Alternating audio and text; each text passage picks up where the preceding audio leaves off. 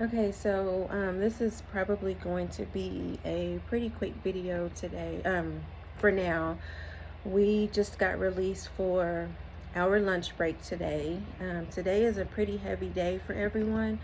We are watching crash videos and talking about like emergency procedures and safety and things like that. So it's pretty heavy emotionally. We watched a 30-minute video of a crash that happened right outside of Atlanta. And then we went right back into the curriculum. Like there was no emotional debrief or anything. And I get it. Like you do have to separate emotionally from these types of things. But I know my group, like I said, because we are all in a group meet, a lot of them are struggling with what we just saw and then having to go right back into learning and retaining information. It was difficult. Yeah, because like we heard from survivors, they talked about survivors' remorse and guilt, and like we watched the entire crash. So it was a lot emotionally. We still have a couple of hours after lunch because it's about 12:25 right now, and we don't finish until I think 3:30 or 4 today. So it's a lot. I think most people are going to take their lunchtime to debrief and everything. So yeah. And then the first part of the morning, we did get our email to make our domicile selections, and what that is choosing where you prefer to be based after training.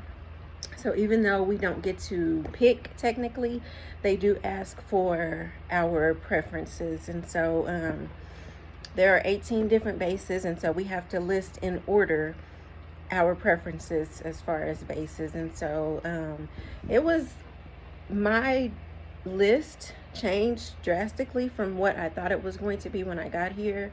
The things that I took into account are the benefits that we receive, proximity to where I actually live right now, which is Oklahoma, and then also trying to consider like how far down in seniority I would be at that particular base. So yeah, my number one choice actually moved all the way down to I think number 5 or 6, and that's because of the way some of our benefits are set up. So that was like the good part of the day, and then it kind of took a downhill, for lack of better terms, spiral because of the crash videos and everything. So yeah, so I'm gonna make me some lunch quickly. As you can see, I'm dressed for the day, but yeah, I'm gonna make me some lunch before lunch is over. So today I'm gonna have a toasted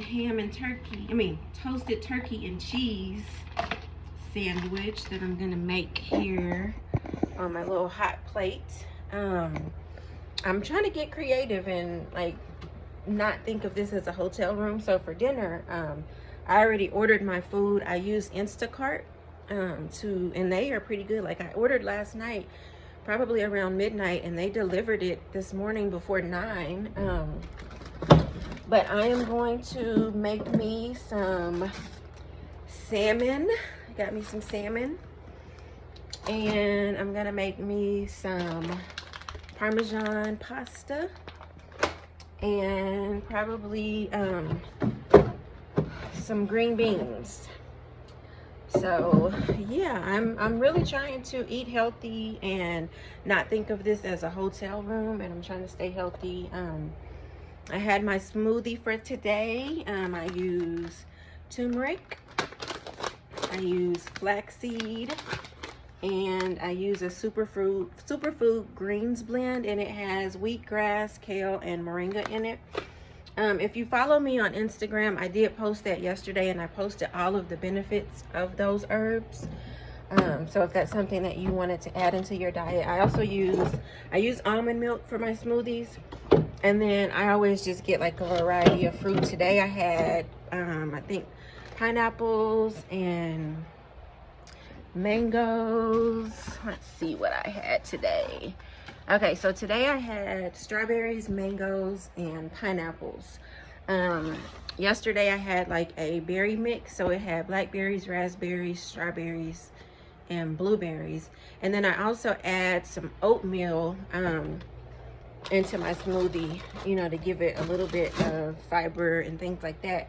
And then I take a daily vitamin, and so sometimes I'll just pop that in my smoothie and chop it up so I don't have to swallow. I just chop it up with the smoothie and then I drink it. So that's what I've been doing to, you know, try to stay healthy. The air here is super, super dry. And even though like I'm not going outside and like being physically active, I am so, like, I feel so dehydrated. Like my mouth is dry.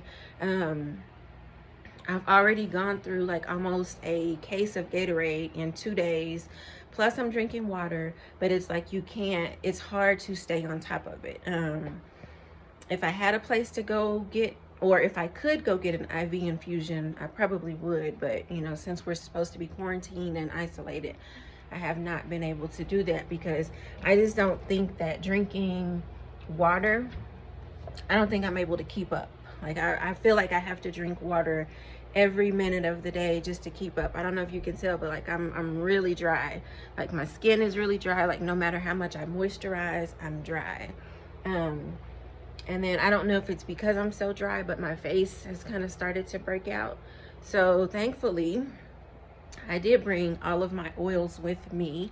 So I was able to, I made a mixture of tea tree and coconut oil and lavender, and I put it on my face after I washed my face last night. And I did notice that it is kind of clear now.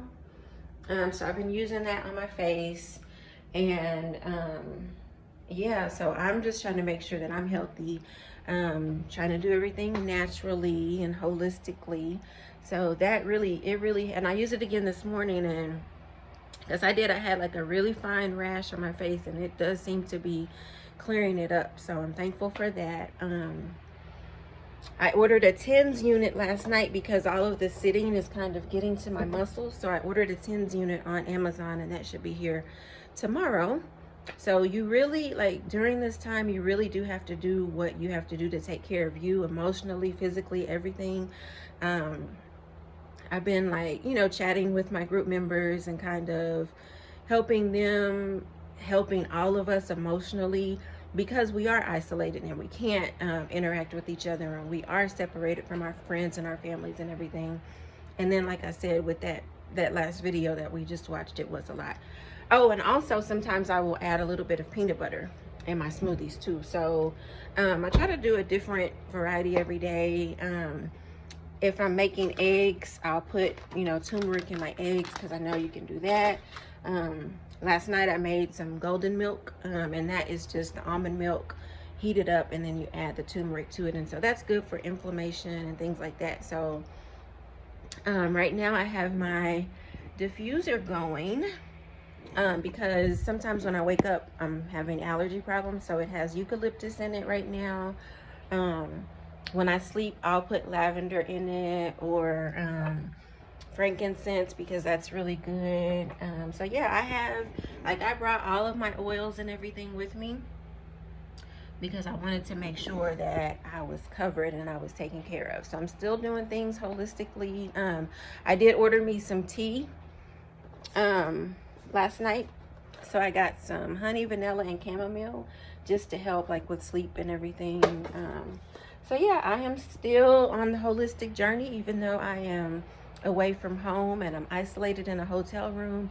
I am trying my best to make the best of it and not feel like I am trapped in these four walls. But overall, it's been a good experience meeting people. Just tips, you know, if you are considering going through this process, just make sure that you are emotionally prepared, financially prepared, and you know, study hard. Take it one day at a time. Don't try to work ahead, because it does get overwhelming. Like I said, we are taking in a lot of information every day. It's 8 hours of training, and we are expected to be able to remember that. Like, the stuff that we're learning today and tomorrow and yesterday, we are going to be tested on Sunday and Monday. And some of it is going to be like demonstration testing. So we'll have to actually demonstrate what we will be doing. And that has me a little nervous because one portion of it is going to be fighting an actual live fire. And so I've been having a lot of anxiety about that. If you know me personally, then you do know that my dad died in a house fire when I was younger. And so just the thought of having to face a live fire, it's kind of, I'm having a lot of anxiety. I'll just say that. Just thinking about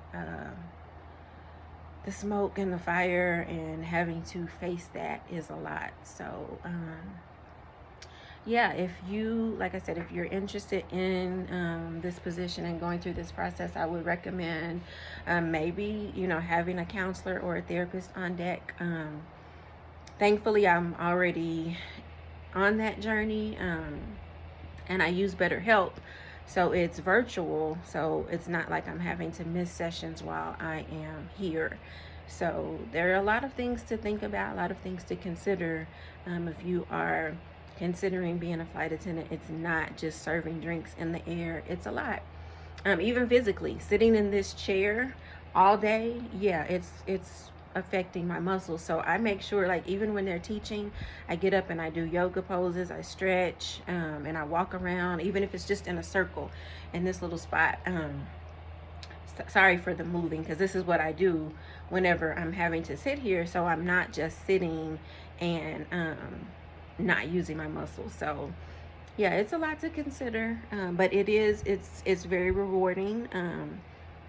I'm looking forward to the light at the end of the tunnel. I know that, it takes a lot to get there. And that's why they tell you that not everybody can be a flight attendant. And that's why they hire so many people, because they know that a lot of people will drop off before the end of this process, because it is so intense, and it's a lot.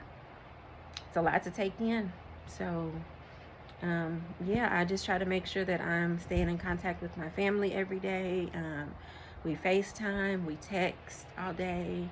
So like I said, you have to do what you have to do to take care of you. So I'm gonna go and finish my lunch because we only have like 15 minutes left for lunch. So I may make another video tonight, but I may just rest and study.